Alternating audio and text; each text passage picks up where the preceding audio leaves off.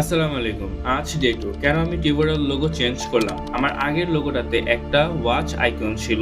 শুরুতে মনে হয়েছিল আমি শুধু ঘড়ি নিয়ে কাজ করব। কিন্তু সময়ের সাথে বুঝলাম এটা আমার ব্র্যান্ডকে লিমিট করে ফেলেছে। কারণ ওয়াচ আইকন থাকলে আমি নতুন ক্যাটাগরি যুক্ত করতে পারি না। মেন্স ফ্যাশনে এক্সপেন্ড করতে পারি না। আর আমার স্বপ্ন হলো টিউবওয়েল হোক একটি কমপ্লিট মেন্স লাইফস্টাইল ব্র্যান্ড। ঘড়ি, ওয়ালেট, সানগ্লাস, শার্টস, শুজ, এক কথায় একজন পুরুষের সব লাইফস্টাইল এসেনশিয়াল থাকবে এখানে। একটা ব্র্যান্ড গ্রো করার আগে তার আইডেন্টিটি গ্রো করতে হয়।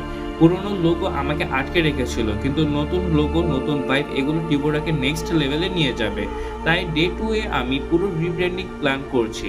নতুন লোগো, নতুন লুক, নতুন ডিরেকশন, যাতে টিবোরা দেখলেই মানুষ বোঝে এটা একটি premium man's fashion brand. Rebranding শুধু লোগো বদলানো না, এটা ভবিষ্যৎ বদলানোর শুরু।